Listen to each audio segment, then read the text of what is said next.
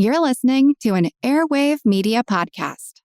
Ben Franklin's World is a production of Colonial Williamsburg Innovation Studios.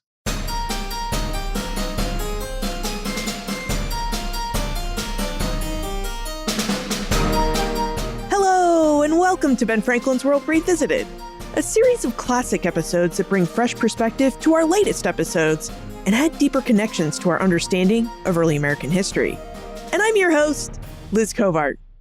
This week is Thanksgiving week in the United States. On Thursday, most of us will sit down with friends, family, and other loved ones and share a large meal where we will give thanks for whatever we're grateful for over the last year. Now, in elementary school, we're taught to associate this holiday and its rituals with the religious separatists, or pilgrims, who migrated from England to what is today Plymouth, Massachusetts. We are taught that at the end of the fall harvest, the separatists sat down with their indigenous neighbors to share in the bounty that the Wampanoag people helped them grow by teaching the separatists how to sow and cultivate crops like corn in the coastal soils of New England. In our last revisited episode, episode 290, we learned about the Wampanoag and Narragansett peoples before the colonists' arrival in December 1620. In this revisited episode, episode 291, we will investigate the arrival of the Mayflower and the indigenous world that the separatists arrived in. We'll also explore how the Wampanoag and Narragansett peoples interacted with their new European neighbors and how they contended with the English people who were determined to settle on their lands. With that, let's re-enter the world of the Wampanoag, a people who still proudly live in present-day Massachusetts and Rhode Island. I also wish you and your family a very happy Thanksgiving. In late fall 1620, the Wampanoag village of Patuxet stood nearly empty. Developed over thousands of years, this established and thriving community was recently devastated by the epidemic of 1616 to 1619. The Wampanoag would recover, but it was a confusing and difficult time. And it was into this confusing and difficult time that the Pilgrims arrived. The ship Mayflower left England and set sail for North America on September 6, 1620. After an ocean crossing of 66 days, the ship sailed into what the English would later call Plymouth Harbor on December 16, 1620. The 236-ton Mayflower carried more than 100 passengers, who crammed inside its 106-foot-long, 25-foot-wide frame, the equivalent of just more than the length of 2 school buses placed end to end.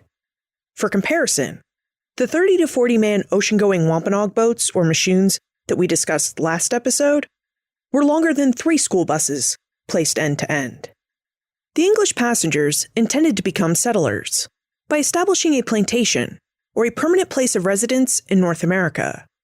Using small wooden boats aboard the Mayflower, a contingent of passengers rowed their way to the shoreline, where they found a space that looked livable, even lived in, but also not quite populated. The colonists did not see any people, but the land they decided to establish their settlement on was located on high ground. Ground that had largely been cleared of trees, had black, fertile soils, with evidence that corn had been planted there 3 or 4 years before. And the ground had the advantage of being located both near the ocean and sources of fresh water. The ground the English chose for their settlement was the site of the Wampanoag village of Patuxet.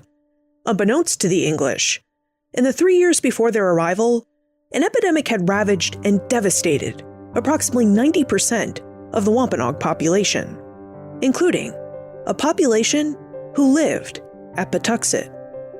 I was fortunate when they landed when they did for them, the colonists, because we just suffered from a major epidemic that wiped out up to 90% of our people in a 2 or 3 year span. Darius Coombs is the director of Wampanoag and Algonquin interpretive training at Plymouth Patuxet Museums. This living history museum was founded in the 1940s, and through thorough research, interprets the Wampanoag people and the colonial English community that settled amongst them in the 1600s. Darius is also Mashpee Wampanoag, a citizen of the Wampanoag Nation. Our skin turned yellow, people got open sores in their bodies, and they died within 2 or 3 days. Common thought over the years, hepatitis. People say smallpox, but we kind of ruled out smallpox. Disease control came out with something over 10 years ago. They believe it was from the French trade ships up in Maine. And when those trade ships came over, they would have rats on the ships, and the rats would get off, and the fetus of the rats will get into the water system, creating infectious liver disease that swept along the coastline. This epidemic that came here was 3 years before the pilgrims got here, right? It was between probably 1616 and 1619. It went 30, 40 miles inland along the coast of Maine, wiped out whole nations of people. And like I said, for Wampanoag people, it affected us up to 90% wiped out. Years before the Pilgrims arrived in North America, Europeans had traded more than just trade goods with the native peoples they traded with along North America's northeastern Atlantic coastline. They had also brought diseases. As Darius Coombs related, these diseases devastated and sometimes killed entire villages and nations of native peoples. So when the English colonists arrived at Patuxet, what would later be called Plymouth, Massachusetts, in December 1620, the landscape and demography of the Dawnlands, what we've come to call New England, had changed. When they got here, it was a changed place.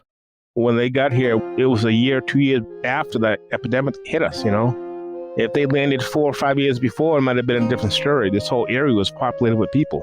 And when they landed in Patuxet, this whole area was devastated.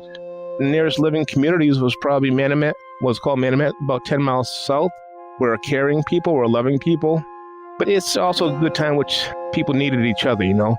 They needed an ally because of the native communities that didn't care for them being here. And also we needed an ally a lot of the time because we just got devastated.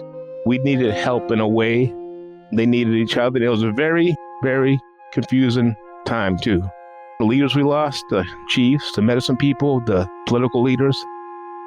When the English colonists arrived at Patuxet 400 years ago, they arrived at a confusing time. The world of the Wampanoag people had changed in the wake of a destabilizing epidemic. Still, the Wampanoag who remained persisted. They continued to practice and observe their deeply established economy, culture, and politics, even as the English colonists settled on their village sites and colonized the Dawnlands. This episode is part of a 2-episode series about the world of the Wampanoag. In episode 290, we investigated the life, cultures, and trade of the Wampanoag and their neighbors, the Narragansett, up to December 16, 1620, the day the Mayflower made its way into Plymouth Harbor. In this episode, episode 291, our focus will be on the world of the Wampanoag in 1620 and beyond. We'll explore the changes and continuities in Wampanoag life as they work to recover from the devastating epidemic of 1616 to 1619. We'll also investigate how the Wampanoag contended with life that after 1620 involved sustained contact, not just with European traders, but with English people determined to settle on their land. So who were these English arrivals, and how did they come to find themselves in Wampanoag country? Well, the English colonists who came to Plymouth had a variety of reasons for coming. My name is Carla Pestana, and I am a historian of early America and the Atlantic world. I teach at UCLA, where I am also the department chair at the moment, and I hold the Joyce Appleby Endowed Chair of America in the World, which I've had for the last 8 years. In addition to teaching at the University of California, Los Angeles, Carla Pestana has published a book, The World of Plymouth Plantation, which seeks to reconnect our centuries-old perceptions of Plymouth with the reality of the lives of its inhabitants. In essence, Carla separates the facts of the past from the myths of historical memory to help us recover the real lives and goings-on of the Plymouth Plantation colony. About half of them had been members of a church in Leiden in the Netherlands, and many members of that church, though not all of them, had the idea to leave the Dutch-controlled area of Europe and move to an English-controlled area of the Americas. The members of that church did not want to live in England because their particular brand of Reformed Protestantism was not welcomed in England. To practice their version of Protestant Christianity, the members of the English Church in the Netherlands left England and decided to establish a home in the Dawnlands, which they thought of as the English-claimed area of North America. With this decision in place, they had to find financial backers. Migrating to North America and establishing a colony was difficult work. It required a lot of money, time, and labor. It also required more than a group of co-religionists. To establish a thriving colony, the Leiden Church members also needed to find other English people who had skills in carpentry, building, and husbandry. So to make their dream of settlement in North America a reality, the Leiden Church members had to engage in a fair bit of recruiting. They got backers in England, investors who were willing to support a settlement in the Americas because they saw it as a potential way to make money. In 1620, the English colonies were starting to seem like a place that people could go, which hadn't been true much before that. Virginia was doing better than it had in its first decade, and Bermuda, the Somers Island, was recently settled, and English people were starting to think of the Americas as a destination to which they could go. So this was part of a larger movement that would pick up in the 1620s of people moving into various locations in the Americas. As Carla Pestana mentioned, the Leiden Church members' migration to North America was actually part of a larger transatlantic movement of people. One of the largest transatlantic movements was the forced migration of enslaved people who were taken from Africa to the Americas. But there were also Europeans now moving to the Americas to claim territory. Some came by the direction of their monarch, like Spanish explorers and settlers. Others came in smaller groups. While the English settlers set out to claim lands and to settle in the Caribbean or in Virginia, the members of John Robinson's Leiden Church landed in Wampanoag country. Why did they make that choice? Was that where they intended to land?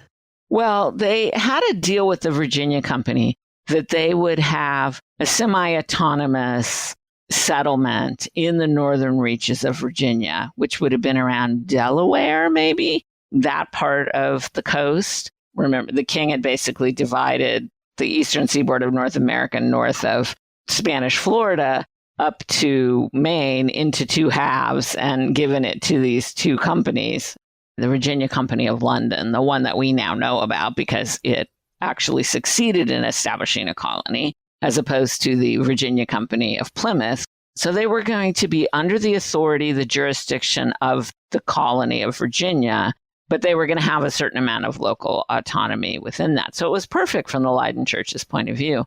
They sailed much later than they meant to. They sailed, late in the season. And when they arrived, they ended up further north than they intended, came into Cape Cod Bay, and it was already December. And they had to decide, do we stop here or do we, sail out and around Cape Cod and down and try to find where it is we had originally intended to go?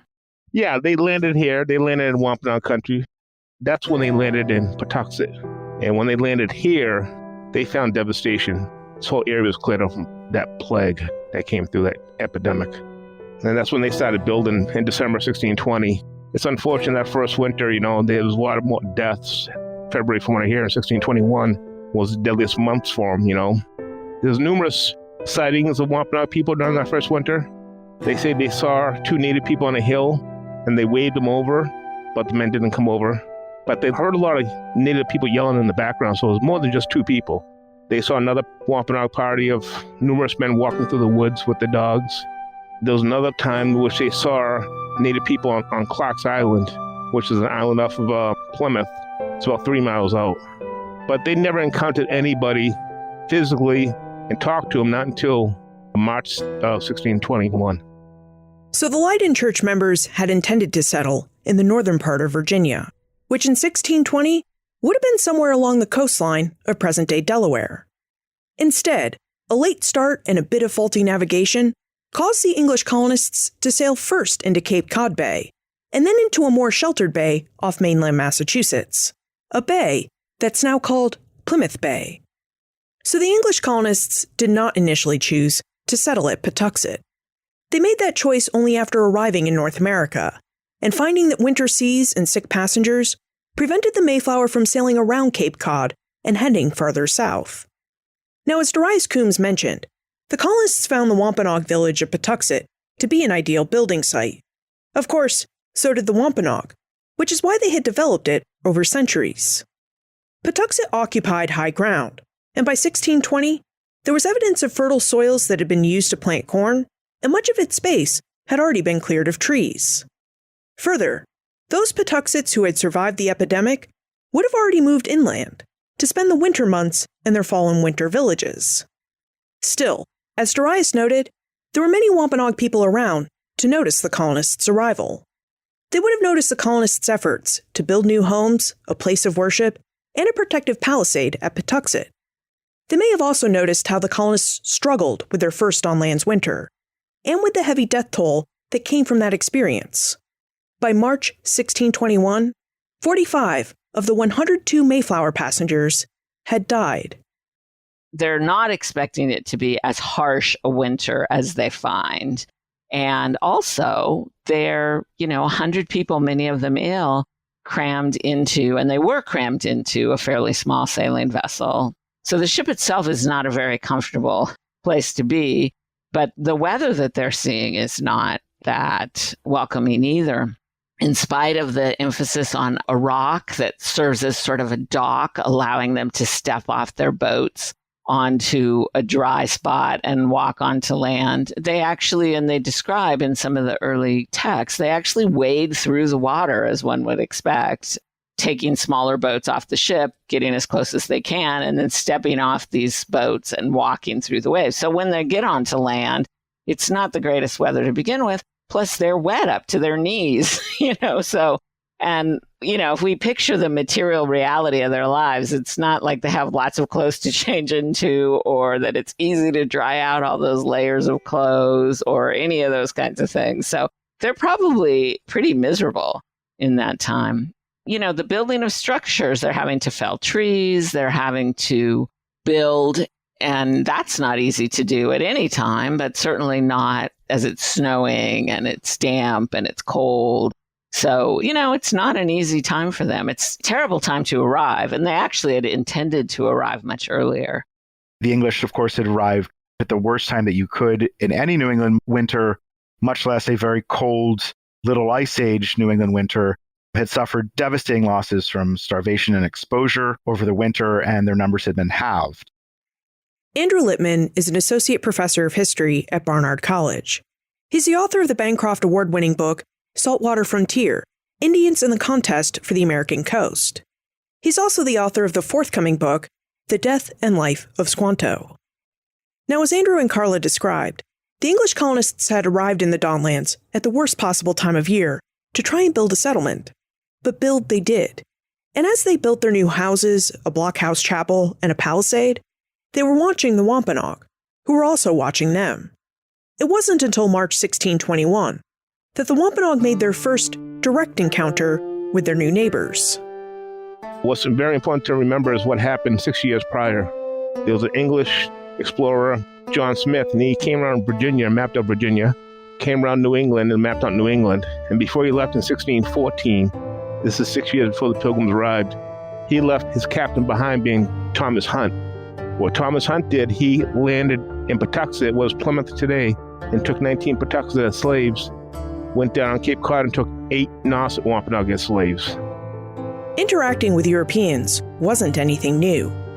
The Wampanoag had been trading and interacting with Europeans for almost 100 years before the arrival of the Mayflower. Since the 1520s, European explorers and fishermen had traded for furs and peltry they no longer had in Europe, and for foodstuffs that they needed to support their seasonal fishing villages or their return voyages across the Atlantic.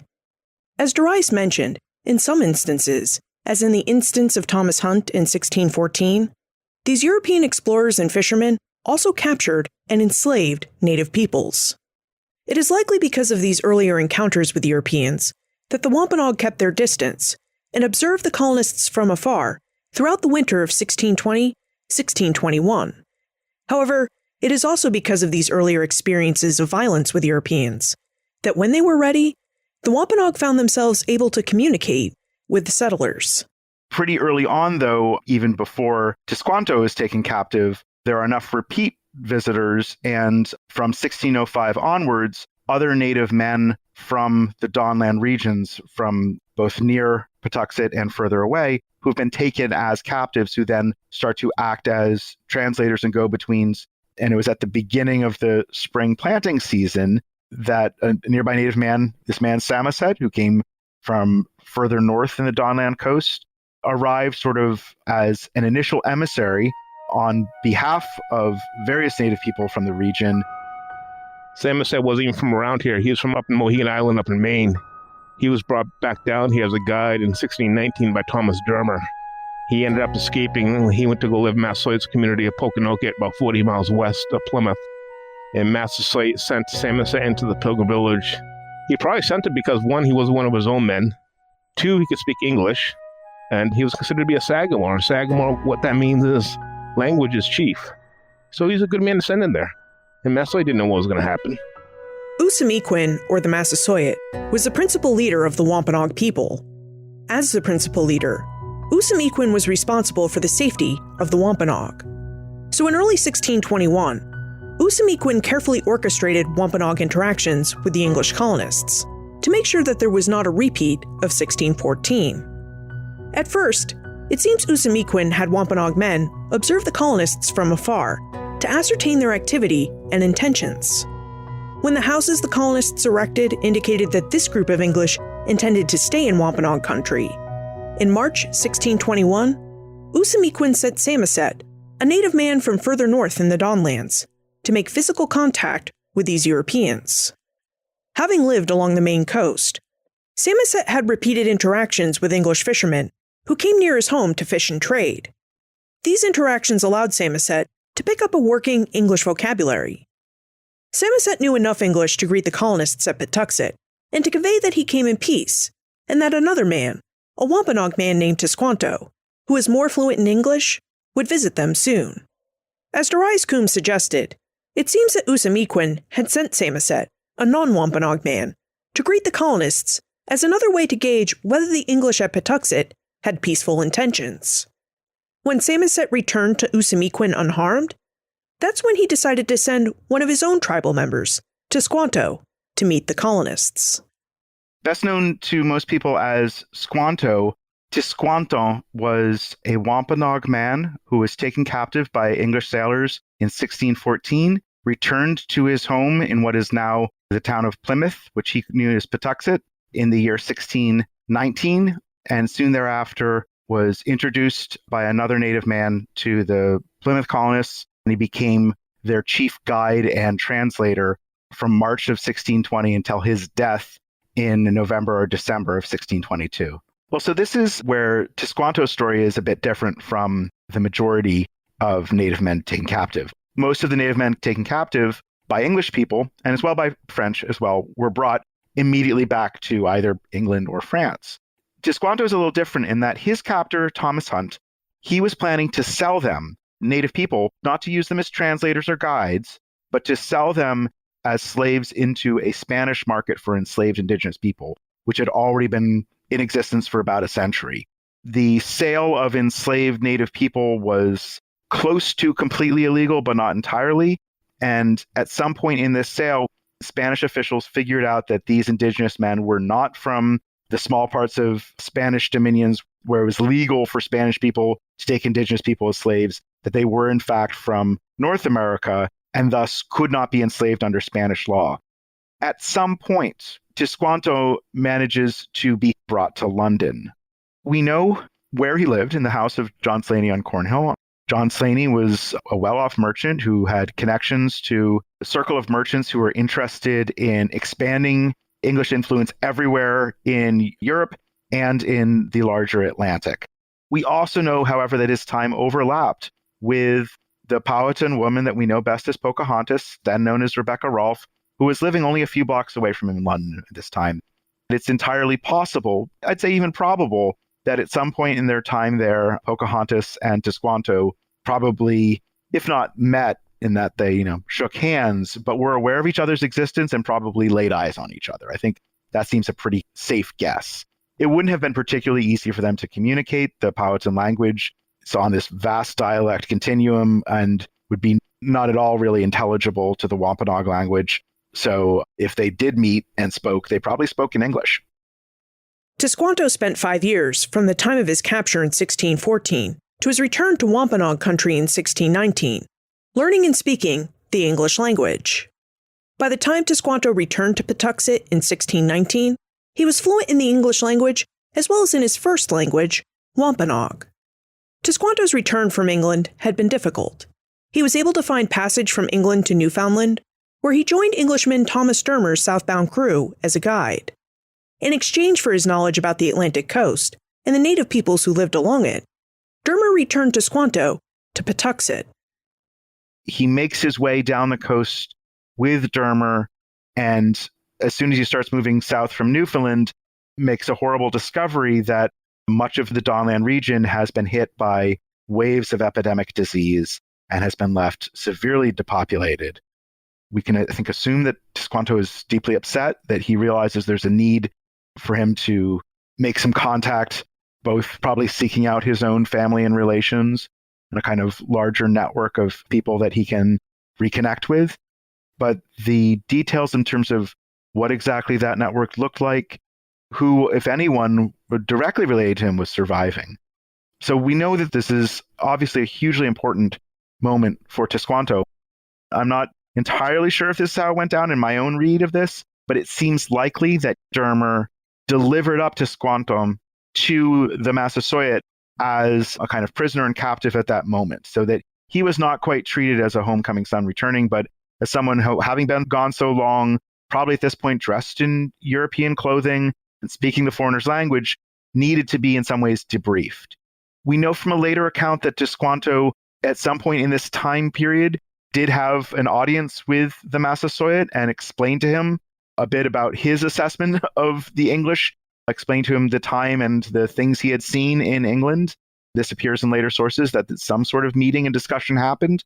But it's the theory of the historian Neil Salisbury, and I think I agree with him, that pretty much until Tisquanto reappears in the European records, he was probably being enslaved would be too strong a word, but kind of the ward or under the kind of care and recognizance of Massasoit. Sending Tisquanto to speak with the English at Patuxet allowed Usamiquin to gain more information from the colonists. Through Tisquanto, Usamiquin ascertained that the colonists had indeed come to settle permanently in Wampanoag country. There's so much mythology around this moment as being kind of generally that the Pilgrims are being welcomed by people who wanted them there. That's clearly not the case in any way. This was a strategic decision of a canny political leader in a pretty desperate time to at least establish contact and before deciding whether or not to permit them to keep their village there. And that sort of careful kind of feeling out, getting more information, recognizant style is, I think, pretty characteristic of what I've been able to interpret of Massasoit as a leader, that he was someone who was very good at assessing and processing information and tended to favor consensus building as a general governing strategy. With Tisquantum, they're able to have a deeper conversation, and they're able to use the fact of the translation skills that Squanto brings to have conversations with the local native peoples. They negotiate an agreement with a man they call Massasoit that allows them to be in the area and that says that they will be basically allies and trading partners. From there, they begin to encounter other groups and to understand that there's a complicated politics of native interactions, that there are these distinct groups not too far distant, that they have their own leaders, that those leaders might have some political relationship to Massasoit or might not. The Narragansetts in particular are referred to as enemies and fearsome people. And they were able to keep relations fairly calm by and large, but there are moments of severe tension and there are moments of violence as well. What was interesting was a decision being made by Massasoit and the other Wampanoag people at the community at Pokanoket, which is where Massasoit was from, just to decide somewhat strategically to build up a web of alliance to work to create kind of allies in the side, primarily native, but to include this new English settlement, probably as kind of a defensive hedge against other native groups in the region that were seen as threatening Massasoit's community, in this case, probably the Narragansetts. That's sort of a general interpretation of the Wampanoags making a political calculation that this community was not necessarily as dangerous as they appeared, that they could be reasoned with, that they could be a source of various trade goods, and that temporarily permitting them to exist in peace would be a wise strategic move. After doing his reconnaissance on the colonists, Usamequin approached the English in spring 1621 to propose a treaty. The main points of the treaty stated that the Wampanoag promised to defend the colonists against native attack, and the colonists promised to do the same for the Wampanoag should they be attacked. The Treaty of 1621 protected the colonists from the Wampanoag's native neighbors. It also protected them from other Wampanoag peoples, like those at Pecasset. The Pecasset Wampanoag sachem, Corpotant, objected to the English settlement at Patuxet, but as he was just a sachem and not the Massasoit, or the principal leader of the Wampanoag people, Corpotant and the Pecasset Wampanoag were powerless to overrule Usamequin in his dealings with the English. Negotiating a treaty like the Treaty of 1621 proved to be a difficult process. In addition to navigating different languages, the Wampanoag and English also had to navigate different cultural understandings about land, law, and governance. Where Usamequin believed that the Wampanoag had entered a treaty of peace, cooperative alliance, and mutual defense, the treaty the English colonists recorded reflected their view that English law would have the final say. This view of English legal superiority, combined with their idea of land as property that could be owned by individuals, served as core issues that opened the door to future conflicts about the rule of law and governance in Wampanoag country. Conflicts that would lead to warfare in the late 1630s and again in the 1670s. But in those first years, the Treaty of 1621 served to more closely unite the Wampanoag and English colonists by establishing a trade relationship. How do we know what the Wampanoag and the English traded? There's a really exciting archaeological project that's happening in downtown Plymouth, Project 400, that's through the UMass Boston's Fisk Center for Archaeological Research. That's Dr. Jade Lewis, the curator of collections at the Plymouth Patuxet Museums. Jade is a historical archaeologist and was a curator behind Plymouth Patuxet Museum's new archaeology exhibit, History in a New Light, illuminating archaeology of historic Patuxet and Plymouth. They've been excavating a really intact section of the 1620s, 1630s Plymouth colony site. And what they found is that there's a contemporary Wampanoag site that's virtually a pace or two from the palisade wall, the fence surrounding the community. And it really puts in place how close these two communities were. There's a lot of textual evidence about pretty constant interactions between the English and the Wampanoag, but to physically see in space that they were neighbors really emphasizes this sort of high-stakes international diplomacy relationship that is hinted at in the writing. With the Treaty of 1621 in place, and with the colder weather of winter giving way to the warmer weather of spring, Wampanoag people returned from their fall and winter villages to Patuxet for the planting season. As Jade Lewis revealed, archaeologists have found evidence that just a pace or two outside of the English palisade, that wall that surrounded their new village, the Wampanoag established another home site. This means that early on, the Wampanoag and English lived in very close proximity to one another. This makes sense. The Wampanoag were actually already at home at the place where the English were trying to establish their plantation. The English became just a new dynamic, incorporated into the world of the Wampanoag. Living within such close proximity to each other meant that both the Wampanoag and the English began to exchange goods, food, and cultural knowledge. I think they spent a lot of time thinking about keeping the material reality of life, under control. They spent a lot of time thinking about food, growing it, gathering it, preserving it, preparing it. So I think just those aspects of life would have been hugely time-consuming for both men and for women, to the extent that the men did, the heavy agricultural labor and any kind of hunting. At first, they have goats and chickens for sure. They bring pigs pretty quickly. Cattle, et cetera, are a little later in the 1620s. So they're gradually building up a kind of English farm economy, the basis for that with the livestock. But in the meantime, if they're going to eat, meat or fish, they're just going to have to capture it themselves. And they're not hunters. They are not of a social status in England that they would have ever been involved in hunting. The English seeds that they bring don't do well. They plant things that the natives also plant. And there's actually a famous account of Squanto teaching them how to plant corn and beans and squash together. What's also interesting about Tisquanto teaching them how to, grow this first harvest and how to survive in this land is that the work of raising crops was not traditionally the work of men in Wampanoag society.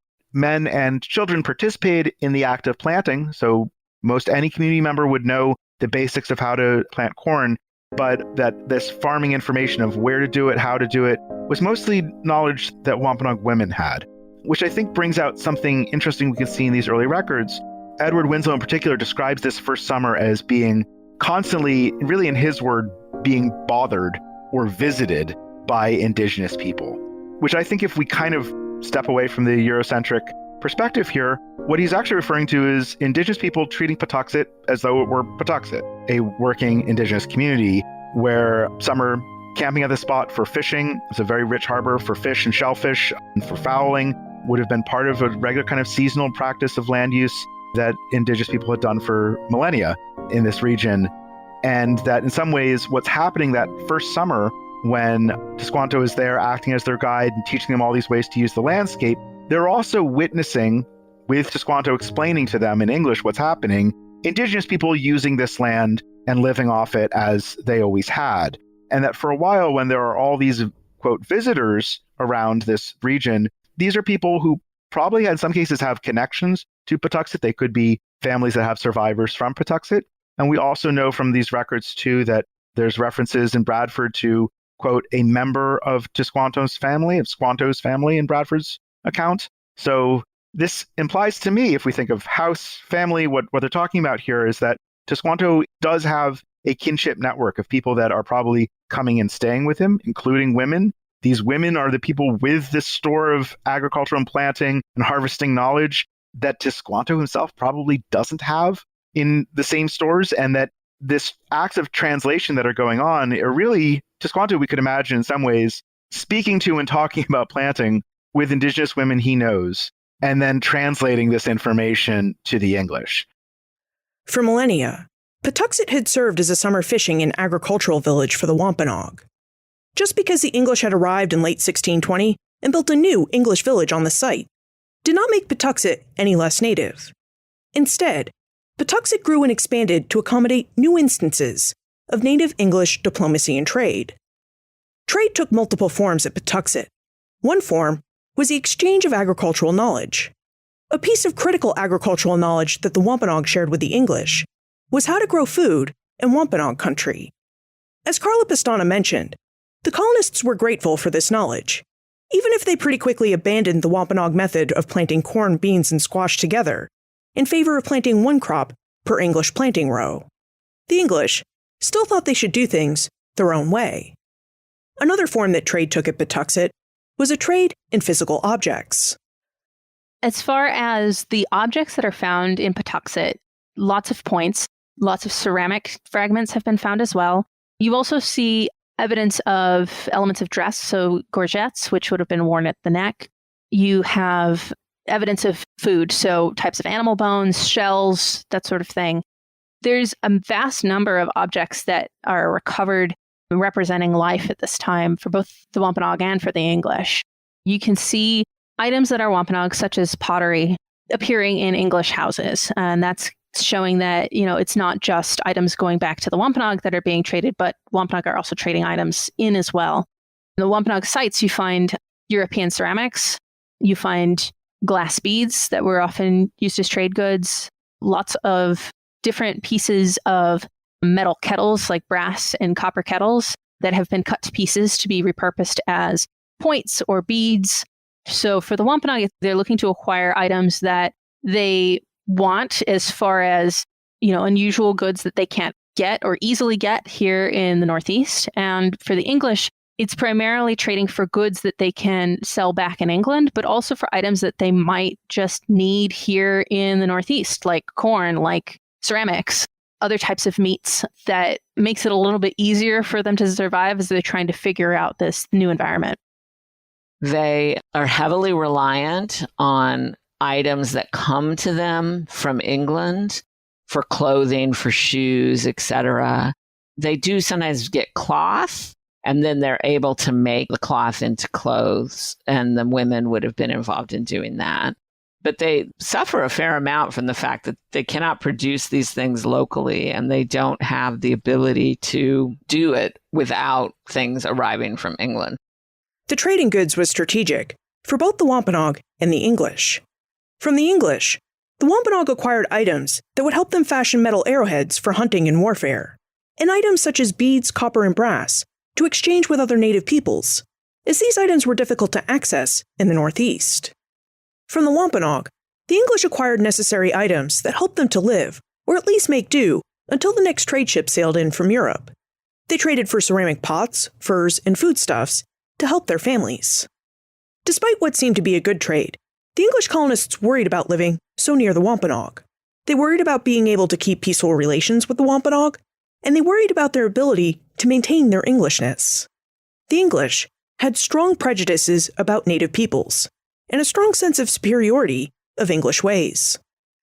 There was a lot of anxiety with early colonists about the loss of their English identity or the over-influence of other cultures. And so you see that anxiety played out in sometimes really strange adherences to, English norms of dress and food production that maybe don't make sense logically, but philosophically make a lot of sense. For the English, you have evidence of elements of dress that when you think about coming to the Northeast in the 1620s and the fact that you have large forests and areas that haven't been cleared, it doesn't make a whole lot of sense to wear a lot of heavy armor as you're moving through this space, or wear a lot of clothing that is loose and flowing and, many layers, especially if you've ever been here in summer. It can get very humid. But you see through the archaeology that people are still dressing in very English ways. And that may not always make logical sense as they're trying to, move into this area and make it more English. The Wampanoag may have also worried about their relations with the English. Forging diplomatic ties fit within Usamequin's desire to forge a network of alliances, primarily native alliances, that would help protect the Wampanoag people from native attack, from further conflict with European explorers, fishermen, and enslavers, and to provide the Wampanoag with access to English technologies.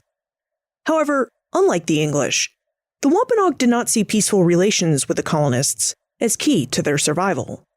In the big picture of the Dawnlands, the Plymouth colonists constituted a very small population, about 50 settlers in its first year, while within the wider world of the Dawnlands, there were thousands of native peoples, some of whom the Wampanoag had peaceful relations with, and some of whom they did not have good relations with. For the Wampanoag, relations with the English only made sense within the larger picture of Wampanoag diplomacy. I think it's always a mistake if we think about this from the perspective of native peoples of being about the future survival of a European colony that simply was never central in their goals. They're always interested about their relationships with other native people. The English were always just a small part of a bigger plan in which native needs, native politics, native concerns, trying to rebuild societies after this massive, disturbing epidemic is the top priority of native leaders here. And that's the world in which native people are operating. And these 50-odd settlers, some of whom are young children, aren't considered super strategically important other than what technology they can offer, what protection they can offer from further visits of colonists or enslavers or what have you. And so that's always the way to think of it, that this is about native politicians, again, trying to bring about political stability after pretty horrible several years, and that the English people are a small part of that.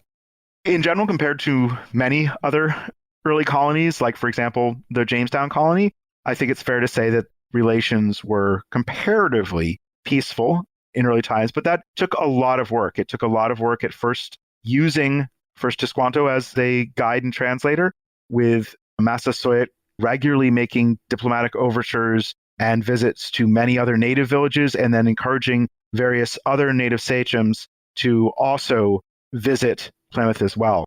So I think we can look at that first year of interaction between Wampanoag people and the Plymouth colonists as being a wary, uncertain time in which Massasoit and his community and his backers were looking to establish peaceful relations as part of building a more powerful alliance, mostly among native people.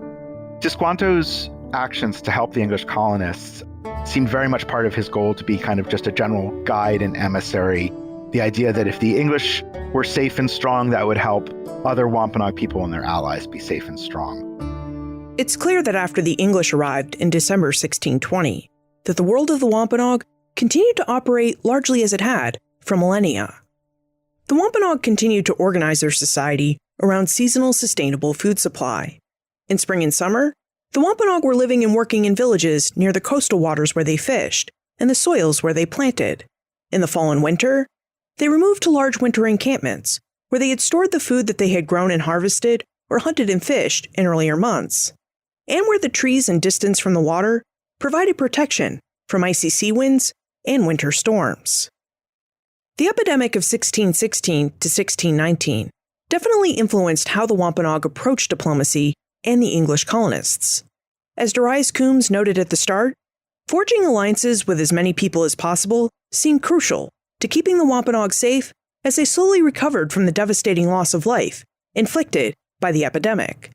Still, often when we look at many histories of the Pilgrims' arrival at Plymouth in December 1620, we read that it was the English who brought great change to the world of the Wampanoag, not an epidemic of disease. Also missing from these books that recount the past is information about the Wampanoag's larger world and their longer history. If the world of the Wampanoag still operated as the world of the Wampanoag after the English arrived in December 1620, why do we remember the Pilgrims' arrival as a world-altering event? An event that in many American histories is described as the advent of religious freedom and even democracy, and the demise of the Wampanoag and the Indians of New England. You may have noticed I have never used the word pilgrim. Pilgrim is a term that is assigned to them much later and is part of the myth-making that occurs around them, to make them as a founding group in U.S. history. The term pilgrim actually has a number of different implications, but when it's used in that mythic sense, it almost seems to imply that they've come on a mission to create America. They've come on a mission for religious liberty. They've come on a mission to create a settlement that will go on to become the United States. That's kind of how they're depicted in the early literature that extols them in the 18th and the early 19th century. And that image of them as purposeful in that respect is silly. I mean, there's no way they could have been thinking in those terms. So in that sense, the term pilgrim doesn't really make a lot of sense. But this picture, which is focused on the people who came to be called the Pilgrims, is now finally beginning to change. I was struck when all these commemorations were planned for the 400th anniversary that it's really the Native legacy that's become our focus. That is, for more than a century, 2 centuries, the focus was really on the settlers' experience itself. That they suffered for their beliefs, that they were hardworking, pious people who were willing to sacrifice in order to come to this place and set up a new society. And that had been the narrative for a very long time. I think that in terms of what we see regarding Indigenous culture is that it's not a monolithic thing. Like, it wasn't that things had been the same before the arrival of Mayflower and then all of a sudden everything changed seriously. All through Indigenous history, you see changes that are being influenced by climate, by access to resources, by political shifts, by social relationships. Think of 2 different numbers. Think of 400 years and think about 12,000 years. And we've been here on our homeland for over 12,000 years. There's 2 different words being tossed around a lot of the time: celebration and commemoration. And people are kind of not sure which one to pick, And I don't mind people saying celebration because it is a celebration for a lot of people, what's happened over those 400 years and how people have gained, So I don't mind people saying that at all. For us, it's not a big deal. It's because we've been here for a long time.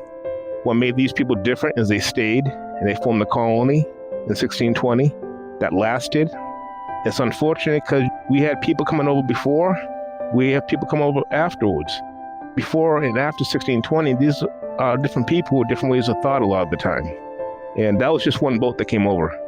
But that one boat did establish a colony. One thing I always want people to remember is that we are a proudful people. We're still here today, come 2020, and we're not going anywhere.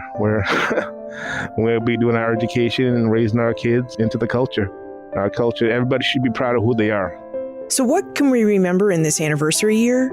A year that marks the 400th anniversary of the arrival of the Mayflower? We can remember that in 1620, the Mayflower was but a small part of a much larger world, the world of the Wampanoag. This episode is part of a 2-episode series about the world of the Wampanoag, which is co-written and co-produced by Liz Covart and Karen Wolf, and made possible with support from Mass Humanities.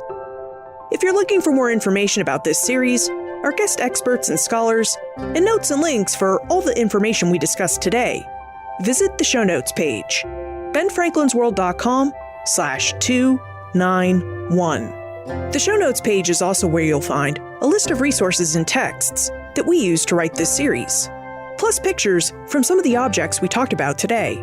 Again, you can access this list of resources and pictures at benfranklinsworld.com/291. We're grateful to the large number of historians, tribal experts and spokespeople, and museum professionals who took the time to speak with us during the course of our research. We're also grateful for the research assistance of Gail Coughlin and Eugene Tesdall.